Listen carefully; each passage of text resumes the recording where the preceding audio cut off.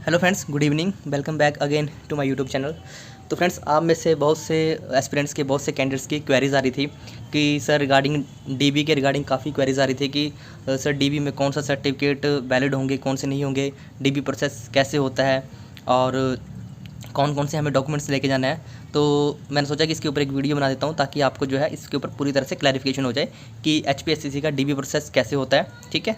और साथ ही जो आपके डाउट्स हैं वो भी मैं इसमें वीडियो में क्लियर करने की कोशिश करूँगा। अगर फिर भी आपका कोई डाउट रहेगा तो आप कमेंट बॉक्स में बता सकते हो। साथ ही जो है आपके कुछ कैंडिडेट्स कह रहे हैं कि सर एक्सपीरियंस सर्टिफिकेट या ट्रेनिंग सर्टिफिकेट कौन से होते हैं, कौन से इंस्टीट्यूट के वैलिड होते हैं और कौन कौन से आपको डॉक्यूमेंट्स लेके जाने हैं, नए भी लेके जाने हैं या पुराने भी लेके जाने हैं। हमारे पास पुराना नहीं है तो उस सिचुएशन में क्या करना है वो भी मैं आपको साथ में बताऊंगा। साथ ही एक एनेक्चर ए और एनेक्चर बी फॉर्म क्या है, उसका क्या करना है, तो इस वीडियो में हम वो सारा साथ में डिस्कस करेंगे। साथ ही जो है आप सबको पता ही होगा कि जो मैसेज जो है कैंडिडेट्स को आना शुरू हो गए हैं और आप जो है एडमिट कार्ड भी अपने डाउनलोड कर सकते हो। तो एडमिट कार्ड भी जारी हो गए हैं। तो उसके लिए कुछ कैंडिडेट्स पूछ रहे थे कि सर एडमिट कार्ड कहाँ से डाउनलोड होंगे। तो आपने क्या करना है, सिंपली अपनी यूज़र आईडी पे लॉगिन करना है। जैसे आप लॉगिन करोगे यहाँ पे ये जो आपको 3 डॉट्स दिख रहे हैं, आपने इसके ऊपर क्लिक करना है, ठीक है। इसके ऊपर जैसे आप क्लिक करोगे यहाँ पे आपको दिख जाएगा कि अपने मोबाइल से ही हो जाएगा ये डाउनलोड इवैल्यूएशन एडमिट कार्ड। तो जैसे आप इसके ऊपर क्लिक करोगे वहाँ पे ऑप्शन आएगा कि एंटर योर रोल नंबर। आपने अपना रोल नंबर डालना है और आपका जो है एडमिट कार्ड जो है डाउनलोड हो जाएगा, ठीक है। तो चलिए एडमिट कार्ड से ही चलते हैं डाउनलोड। लेकिन उससे पहले मैं आपको HPSCC की जो नोटिफिकेशन दिखा देता हूँ। उसमें ये क्या लिखा हुआ है। ये जो है HPSCC ने अपनी नोटिफिकेशन जो है 19/7 को जो जारी करी थी। आप में से बहुत से कैंडिडेट ने पढ़ ली होगी, लेकिन फिर भी आपको मैं एक बार मोटा मोटा बता देता हूँ कि हिमाचल प्रदेश कर्मचारी आयोग हमीरपुर द्वारा दिनांक 1/8/2022 से 31/8/2022 तक आयोग के कार्यालय में भर्ती एवं पदोन्नति नियम के जो है योग्यता के अनुसार JOIT पोस्ट कोड 817 की जो 15 अंकों की मूल्यांकन प्रक्रिया की जा रही है। तो अभ्यर्थियों को आवेदन पत्र में अंकित दूरभाषा नंबर पर मूल्यांकन की तिथि के लिए SMS के माध्यम से सूचित किया जा रहा है। यानी कि आप सभी को मैसेज के थ्रू इन्फॉर्मेशन मिल गई होगी कि आपका इस डे को इतने बजे आपकी डीबी है। लेकिन अगर किसी को मैसेज नहीं आया तो अपनी वो यूज़र आईडी लॉगिन करके अपना एडमिट कार्ड देख सकता है। लेकिन अगर फिर भी उसको नहीं पता लग रहा है तो जो इवैल्यूएशन का शेड्यूल आया आप उसमें भी अपना रोल नंबर चेक कर सकते हो। आपने उस दिन वहाँ पर रिपोर्ट कर देनी है। आगे लिखा है इसके अलावा अभ्यर्थियों को सूचित किया जाता है कि वे अपने यूज़र आई पासवर्ड से लॉगिन करें और इवैल्यूएशन एडमिट कार्ड डाउनलोड कर लें। बुलावा पत्र annexure A as per online recruitment application and B प्राप्त करने की भी सुविधा उपलब्ध कराई जा रही है, जिससे कि अभ्यर्थियों को मूल्यांकन के समय घर से भरकर लाना है। तो सबसे इंपॉर्टेंट बात ये कि आपको जो है ये लिखा हो ना कि घर से भर के लेके आना है। तो एनेक्चर ए और एनेक्चर बी आपने जो है घर से भरकर लेके आना है। आपने वहाँ पे नहीं भरना है, आपने घर से भर के लेके आना है। वहाँ पे आपने सिर्फ सबमिट करना है ताकि ये प्रोसेस जल्दी जल्दी हो जाए। अगर आपकी कोई क्वेरी है इसके रिगार्डिंग तो आप जो है इन फ़ोन नंबर के ऊपर जो है कॉल करके जो है क्वेरीज कर सकते हैं। तो सबसे पहले हम देखते हैं कि शेड्यूल जो है इवैल्यूएशन का वो किस तरह से है। तो ये आप देख सकते हो कि ये जो शेड्यूल ग्रुप्स वाइज दिया गया है 15 मार्क्स का 1/8 से। तो 1/8 को जो है ये ग्रुप्स बनाए गए हैं। तो टोटल जो है 6 ग्रुप हैं, ठीक है। तो हर दिन 6 ग्रुप होंगे। आप अपने अपने ग्रुप में देख सकते हैं कि आपका ग्रुप कौन सा ग्रुप है और कौन सी टाइमिंग है। ये डेट वाइज दिए गए हैं। 3 तारीख को ये है, फिर नेक्स्ट 4 को वो है, 5 को तो ये दिए है। यानी कि हर डे जो है 6 ग्रुप हैं, ठीक है।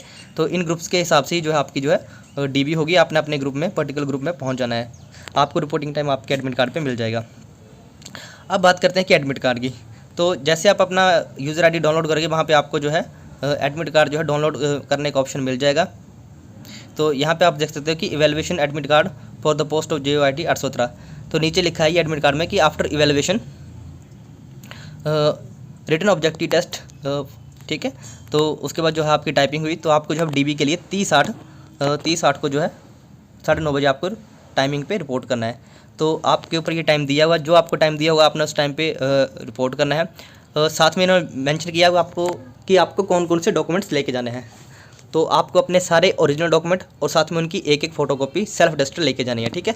तो आपने यहाँ भी पढ़ सकते हैं कि यहाँ पे भी लिखा हुआ है कि please ensure to bring following original testimonial documents along with 2 self attested photocopies of each with completely filled in the annexure A and B, ठीक है, जो एनेक्चर A और B में थी। तो download copy of online recruitment application form, जो आपने उस टाइम पे ऑनलाइन एप्लीकेशन फॉर्म जो है अप्लाई किया था उसकी कॉपी आपको कहाँ से मिलेगी? आपने अपनी आईडी, यूज़र आईडी को लॉगिन करना है और जो आपका पोस्ट कोड पर्टिकुलर JOITR17 है उसके आगे लिखा होगा एप्लीकेशन फॉर्म। आपने एप्लीकेशन फॉर्म के ऊपर क्लिक करना है। जैसे आप क्लिक करोगे पॉपअप ओपन हो जाएगा, वहाँ से आपका एप्लीकेशन फॉर्म जो है डाउनलोड हो जाएगा। तो पहला पॉइंट क्लियर हो गया। सेकंड है मैट्रिक का सर्टिफिकेट, ये भी आपने लेके जाना है। फिर उसका 12th का नेसेसरी एसेंशियल क्वालिफिकेशन, तो एसेंशियल क्वालिफिकेशन जो 12th है आपने वही लेके जाना है। ग्रेजुएशन वगैरह के लेके जाने की जरूरत नहीं, क्योंकि इसका किसी को भी कोई भी मार्क्स एक्स्ट्रा नहीं मिलेंगे। ठीक है, आगे लिखे नंबर 4 पे कि are necessary experience and other certificate regarding the post for the advertisement, यानी कि अगर आपका कोई और एक्सपीरियंस सर्टिफिकेट है या कोई और है ट्रेनिंग के रिगार्डिंग, वो आपने लेके जाना है। हिमाचल बोनाफाइड सर्टिफिकेट लेके जाना है। If you belong to SC/ST category, तो आपको SC/ST लेके जाना है। If you belong to OBC ये नंबर 7 OBC वाले अच्छे से पढ़े जरा sorry. If you belong to OBC category, OBC certificate of the prescribed format on parental basis valid on the date of application, ठीक है, on the date of application as well as evaluation in support of reservation claimed by you as an OBC candidate. The OBC candidate is valid for 1 year from the date of issuance. ठीक है, तो यहाँ पे इन्होंने mention किया हुआ कि आपको जो OBC सर्टिफिकेट लेके जाना है ऑन द बेसिस ऑफ आपके पेरेंटल के ऊपर। साथ में लिखा है कि उन्होंने लिखा है कि ये आप पढ़ सकते हैं कि valid on candidate the sorry, यहाँ पे एक लाइन लिखी थी उन्होंने कि डेट ऑफ,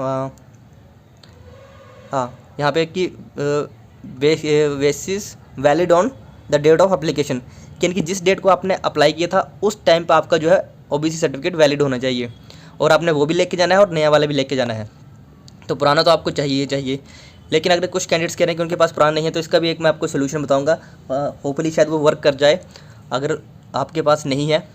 उसके बाद आपने NOC फॉर एम्प्लॉय, अगर कोई गवर्नमेंट एम्प्लॉय है, कोई अपना डिपार्टमेंट शिफ्ट करना चाहता है, किसी जो ऑलरेडी जॉब कर रहा है, तो अगर उसने अप्लाई किया है तो वो भी आपकी NOC लेके जानी है आपने, जो आपको डिपार्टमेंट से मिल जाती है। उसके बाद है in case you have claimed reservation, अगर आप वार्ड ऑफ फ्रीडम फाइटर की करी तो आपको उसका सर्टिफिकेट लेके जाना है। आगे मैरिड डॉटर के रिगार्डिंग दिए गया उन्होंने। फिर आगे BPL फैमिलीज, अगर आप BPL से हो, फिर आपका EWS का सर्टिफिकेट, ठीक है, आपको EWS लेके जाना है। आगे देखते हैं यहाँ पे आप पढ़ सकते हैं candidate is required to furnish the valid certificate as on the date of evaluation including the old certificate of the time of filling application. ये सबसे इंपॉर्टेंट लाइन है। बहुत से कैंडिडेट्स पूछ रहे थे कि सर हमारे पास पुराना नहीं है, हमने उस टाइम पे नहीं बनाया था, बाद में बनाया, हमने इस कैटेगरी से अप्लाई कर दिया। तो इस लाइन के अगर अकॉर्डिंग चले तो उन्होंने साफ साफ मेंशन कर दिया है कि कैंडिडेट्स को अपना जो है नया EWS के साथ लाना है, साथ साथ में आपको पुराने वाला भी लेके आना है जब आपने ऑनलाइन एप्लीकेशन अप्लाई किया था, यानी कि जिस टाइम पे आपका जो एप्लीकेशन फॉर्म अप्लाई हुआ था, यानी कि मेरे ख्याल से 2020 में हुआ था, अक्टूबर के टाइम पे, अक्टूबर-नवंबर में जो एडवर्टाइजमेंट आई थी। जब एडवर्टाइजमेंट की जो लास्ट डेट थी, ये मतलब एडवर्टाइजमेंट की जो फर्स्ट डेट होती है उस डेट से मतलब पहले अगर आपके पास जो है या लास्ट डेट है जो भी है, मतलब आपने जिस डेट को अप्लाई किया उस डेट तक आपका जो वैलिड होना चाहिए EWS और OBC। तो ये सबसे 2 मेन क्वेरीज थी। The candidate belonging to unreserve BPL are not required to submit income और एसेट। अगर कोई इनकम BPL से है तो उनको इनकम का सर्टिफिकेट देने की ज़रूरत नहीं है। आगे आप देख सकते हैं 13 number ward of freedom fighter के बारे में दिया गया है। उसके बाद रिजल्ट के बारे में दिया गया है। तो बेसिकली ये आपको जो है फॉर्म आपने लेके जाने हैं। अब कुछ कैंडिडेट्स कह रहे हैं कि सर हमारे पास जो है हमारा पुराना जो है सर्टिफिकेट नहीं है, और बेसिकली ये प्रॉब्लम जो आ रही है ये आ रही है OBC के लिए, ठीक है, और आ रही है EWS के लिए। देखिए पहली बात तो ये है कि आप जब आपने उस टाइम पे अप्लाई किया था आपके पास ये सर्टिफिकेट होना ज़रूरी है एज़ पर रूल। अगर किसी का मिसप्लेस हो गया तो आप कोशिश कीजिए उसको ढूंढो। अगर आपको वो नहीं मिलता तो उसकी सॉफ्ट कॉपी, कहीं उसकी फ़ोटो पड़ी हो या कहीं उसकी कोई कार्बन कॉपी या फोटोस्टेट कॉपी पड़ी हो, तो आप फोटोस्टेट से भी काम चला जाएगा। आप वो कोशिश करिए या आपको वो सर्टिफिकेट मिल जाए, या आपने जहाँ से अप्लाई किया था जिस भी लोक मित्र केंद्र से, उनके पास सॉफ्ट कॉपीज़ होती हैं, उनके पास पुराना रिकॉर्ड होता है। अगर आपको डेट याद हो तो आप कोशिश कीजिए कि आपको वो अपना पुराना वाला मिल जाए। देखिए ये ज़रूरी है कि आपके पास पुराना भी होना ज़रूरी है, नया तो आपने बना के जाना ही जाना है। तो ट्राई करें कि आपको पुराना मिल जाए, चाहे उसकी फ़ोटो कॉपी ही मिल जाए, चाहे वो कटा फटा ही मिल जाए, उसकी मतलब उसका जो नंबर होता है ना, यूनिक नंबर OBC फॉर्म के जैसे जो आपका होता है यूनिक नंबर, EWS का यूनिक नंबर होता है, वो यूनिक नंबर चाहिए होगा वो ऑनलाइन भी जो वेरीफाई करने के लिए। बाकी जरूरी नहीं है कि आपको उसकी ओरिजिनल कॉपी चाहिए, बस उसका नंबर चाहिए होता है। उसके लिए आप अगर आपके पास फोटो कॉपी है या अगर आपके फ़ोन में कोई पुरानी कॉपी पड़ी है या आपने कोई HPSCC का फॉर्म भरा था उस टाइम पे, शिमला बोर्ड वाले भराते हैं, Himachal Pradesh staff public service commission, तो वहाँ पे जो है आपको अपने डॉक्यूमेंट अपलोड करने पड़ते हैं, तो वहाँ पे आपको सर्टिफिकेट नंबर डालना पड़ता है। तो आप वैसा कर सकते हैं कि वो वाला एप्लीकेशन आप डाल के, मतलब अपनी यूज़र ID लॉगिन करके उसका एप्लीकेशन फॉर्म से आप देख सकते हो कि शायद आपका तो कहीं है नहीं, या किसी ने अगर मैं एक और ID देता, अगर किसी ने HPU का फॉर्म भरा था JOIT का, तो उसमें भी उन्होंने फॉर्म के जो है मतलब जो आपके डॉक्यूमेंट्स के नंबर होते हैं यूनिक नंबर, वो वहाँ पे फिल करना पड़ता है। तो अगर किसी ने वो भरा है तो वहाँ से भी आप डाउनलोड करके अपना एप्लीकेशन फॉर्म वहाँ से अपना यूनिक सर्टिफिकेट नंबर ले सकते हो। तो ये तो है कि आपके पास पुराना तो होना ही चाहिए, लेकिन इन केस अगर आपके पास नहीं है तो ये सब ऑल डिपेंड करता है कि HPSCC आपके ऊपर क्या डिसीजन लेता है कि आपको उसी कैटेगरी में रखते हैं। अगर आपके पास नहीं है तो आपको वो जर्नल में शिफ्ट कर दिया जाएगा, तो आपको डिस्क्वालीफाई नहीं करेंगे। अगर किसी के पास सर्टिफिकेट नहीं है तो उसको जनरल में शिफ्ट कर दिया जाएगा।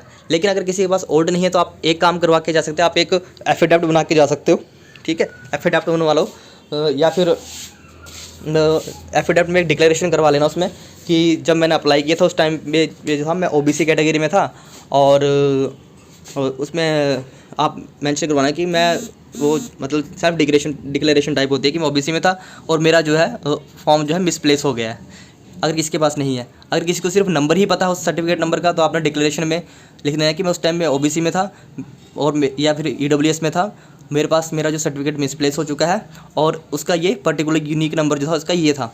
अगर किसी को अपना नंबर पता है, अगर किसी के पास नहीं है तो आप ये एक जुगाड़ लगा सकते हो कि आप एक एफिडेविट या बना सकते हो तहसील से, और इसमें ये डिक्लेरेशन कर देना कि मैं उस टाइम पे जो पर्टिकुलर कैटेगरी में था और मैंने जो सर्टिफिकेट बनाया था वो मिसप्लेस हो गया है।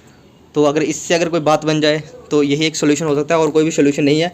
बाकी सब डिपेंड करता है HPSCC के ऊपर। अगर वो कंसीडर करना चाहे तो आपको कर भी सकती है नए सर्टिफिकेट के बेसिस पे।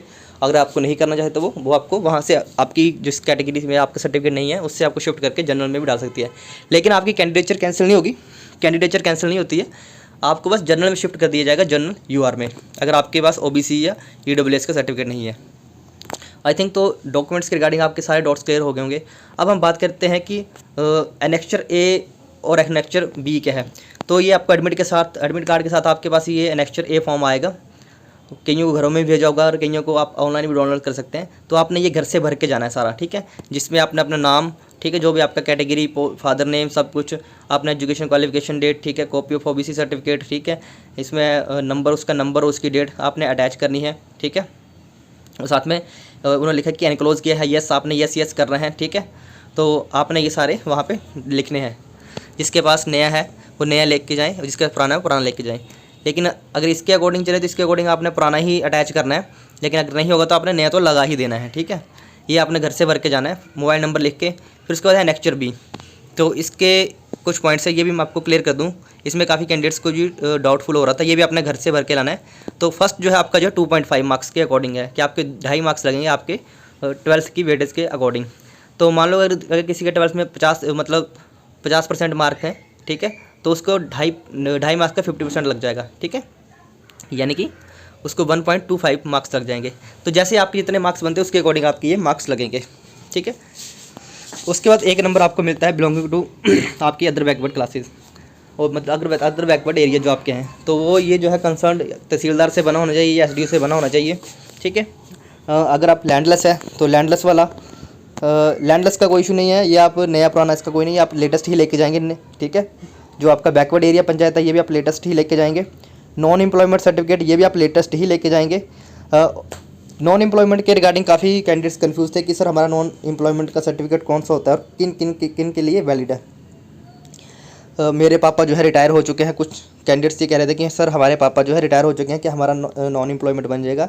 तो इसका जवाब है जी हाँ, यस।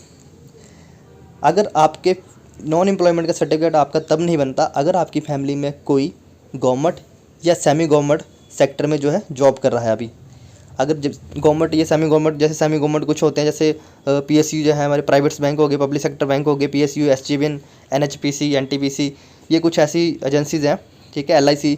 तो ये सेमी गवर्नमेंट होते हैं, और गवर्नमेंट जो आपको पता है जो बाकी डिपार्टमेंट है। अगर इनमें अगर अभी जॉब कर रहे हैं तब नहीं बनेगा, लेकिन अगर आपके पापा, आपके घर का कोई मेंबर रिटायर हो चुका है तो उस केस में जो है आपका नॉन एम्प्लॉयमेंट का बन जाएगा। तो जो कैंडिडेट्स, काफ़ी मैंने कैंडिडेट्स को पूछ रहे थे मेरे से कि सर हमारे पापा जो है रिटायर हो चुके हैं तो क्या हमारा नॉन एम्प्लॉयमेंट का बन जाएगा? जी हाँ, आपका नॉन एम्प्लॉयमेंट का बन जाएगा। ठीक है, तो ये आपका एक डाउट क्लियर हो गया होगा कि जो रिटायरमेंट वाले हैं वो भी बना सकते हैं। फिर आगे जो 5 नंबर पे डिसेबिलिटी वाला है, 6 नंबर पे आपका NSS का है, 7 नंबर पे आपका अगर BPL वाला है, 8 नंबर पे आपका अगर विडो है, सिंगल वूमन हो, ठीक है, डाइवोर्स से हो तो उस केस का 1 मार्क्स है। फिर उसके बाद जो है सिंगल डॉटर या ऑर्फन है, अगर आप कोई एक ही बेटी है घर की तो उनको भी 1 मार्क्स लग जाएगा। और सबसे कन्फ्यूज़न वाला जो है कॉलम, ये 2, 10 और 11 नंबर, ये सबसे कन्फ्यूजन में सब में ज़्यादा कन्फ्यूजन हो रही है। देखिए 10 नंबर पे है training of at least 6 month duration related, कि आपने अगर 6 मंथ की ट्रेनिंग करी हुई है इससे रिलेटेड। अब इसमें से कुछ कैंडिडेट्स मुझे पूछ रहे थे कि सर हमने जो है BCA की हुई है, हमने BTech करी हुई है, हमने PGDCA करी हुई है, ठीक है, हमने PGDCA करी हुई है, हमने डिप्लोमा किया हो कंप्यूटर का, तो वो क्या हमारा ट्रेनिंग में इंक्लूड होगा? तो इसका जवाब है नहीं, नो। ये आपकी एक एजुकेशन क्वालिफिकेशन होती है, ये आपकी एकेडमिक क्वालिफिकेशन होती है। ट्रेनिंग 6 मंथ की आप लेके चलो कि अगर आपने कहीं पे अप्रेंटिसशिप करी है, अप्रेंटिसशिप जो भी अप्रेंटिसशिप जो होती है उसको कहते हैं ट्रेनिंग, चाहे वो प्राइवेट कंपनी में करी हो, चाहे आपने किसी गवर्नमेंट इंस्टीट्यूट से करी हो। अप्रेंटिसशिप स्कीम अंडर जो है नेशनल अप्रेंटिसशिप स्कीम के अंडर अगर आपने 6 मंथ की ट्रेनिंग करी है तो उसका आपको 1 मार्क्स मिल जाएगा। ठीक है, यह कई बार जो है राज्य सरकारें भी करवाती हैं डिफरेंट स्कीम के तहत। ठीक है, तो जैसे कौशल विकास के भत्ते के कौशल विकास के अंडर भी आती है स्कीम्स कुछ, तो वो आपका ट्रेनिंग उसमें होगी। ठीक है, बेसिकली आप मान के चलो कि अगर आप उसको कहते हैं जिसके पास अप्रेंटिसशिप का सर्टिफिकेट है उसको हम एज ए ट्रेनिंग मान के चलेंगे।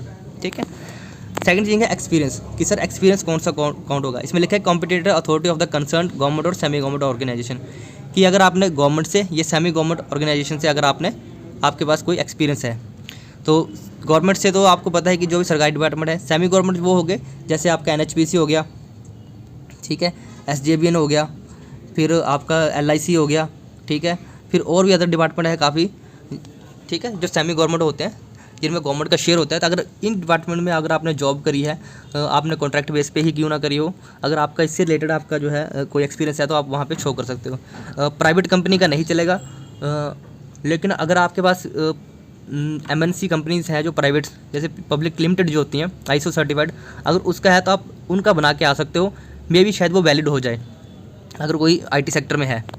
तो ये 2 सबसे डाउटफुल वाले हैं आपके पास, लेकिन फिर भी अगर आपके पास जो डॉक्यूमेंट है आपने सारे के सारे ले जाने हैं, अपनी तरफ से आपने सारे अटैच कर देने हैं, वहाँ पे जो रिजेक्ट करना होगा वो अपने हिसाब से कर देंगे। ठीक है, आपने अपने सारे डॉक्यूमेंट अटैच कर देने हैं। तो ये जो था आपका सारा डॉक्यूमेंट से रिगार्डिंग था। अब हम बात करते हैं कि डिपार्टमेंट के ऊपर, कि आपने कौन सी डिपार्टमेंट की प्रेफरेंस देनी है। तो ये वीडियो काफ़ी लंबी हो गई है, कल या परसों मैं डिपार्टमेंट की प्रेफरेंस के ऊपर भी वीडियो लेके आऊँगा। वैसे डिपार्टमेंट की प्रेफरेंस तो आपकी पर्सनल चॉइस के ऊपर होती है, लेकिन फिर भी आपको मैं एक मोटा मोटा आइडिया दूंगा कि कौन से डिपार्टमेंट में कहाँ कहाँ पे ज्वाइनिंग होती है, और कौन सा डिस्ट्रिक्ट कैडर होता है, कौन सा स्टेट कैडर होता है, कौन सा हेडक्वार्टर्स में ही रहते हैं, या कौन सा जो है आपको जिसमें पोस्टिंग या आपकी लोकल भी हो सकती है, तो उस हिसाब से मैं आपको वो भी बता दूंगा। एक्चुअली मैं काफ़ी टाइम से डिपार्टमेंट के ऊपर वीडियो बनाना चाह रहा था, लेकिन मैं इसलिए नहीं बनाई क्योंकि इसमें जो 530 पोस्ट जो उन्होंने कम करी है, उन्होंने डिपार्टमेंट मेंशन नहीं किए कि कौन कौन से डिपार्टमेंट से कितनी कितनी पोस्टें एलिमिनेट की हैं या कौन से डिपार्टमेंट एलिमिनेट किए हैं। तो मैं पुराने के अकॉर्डिंग ही, पुरानी एडवर्टाइजमेंट के अकॉर्डिंग ही बना दूँगा उसके ऊपर ही। तो ये सारे डाउट्स थे, अगर फिर भी किसी को डाउट्स है तो वो कमेंट बॉक्स में बता सकता है, तो कमेंट्स बॉक्स में हम डिस्कस कर लेंगे। ठीक है, मैं कोशिश करूँगा मैं सबका रिप्लाई दूँ, और अगर आप आपस में भी डिस्कस करना चाहे तो कर सकते हैं, लेकिन आपने अपने सारे डॉक्यूमेंट लेके जाने हैं ओरिजिनल। आपने वहाँ पे आपके पास जो भी एक्सपीरियंस है, चाहे आपके पास प्राइवेट है, गवर्नमेंट है, सेमी गवर्नमेंट है, जो भी आपने ट्रेनिंग करी है आपने अटैच कर देने हैं। बाकी आप छोड़ दीजिए HPSCC के ऊपर कि वो किसको एक्सेप्ट करती है, किसको रिजेक्ट करती है। ठीक है, और जो नए और पुराने वाला है तो आपने दोनों लेके जाने हैं। जिनके पास पुराना नहीं है वो नया लेके जाएंगे और एक एफिडेविट बना लेंगे या डिक्लेरेशन टाइप बना लेंगे। अगर उससे काम बन जाए तो बहुत अच्छा बात है, लेकिन अगर किसी के पास नहीं है तो उसको डरने की ज़रूरत नहीं है। उसको हो सकता है कि उसको डिस्क्वालीफाई नहीं करेंगे, उसको जर्नल में शिफ्ट कर देंगे, जर्नल UR में। ठीक है, तो ये जो थे कुछ डाउट से वीडियो अगर आपको अच्छी लगी हो, हमारा एफर्ट अच्छा लगा हो, तो प्लीज़ वीडियो को लाइक करना, हमारे यूट्यूब चैनल को सब्सक्राइब करना। Thanks for watching. जय हिंद, जय हिमाचल।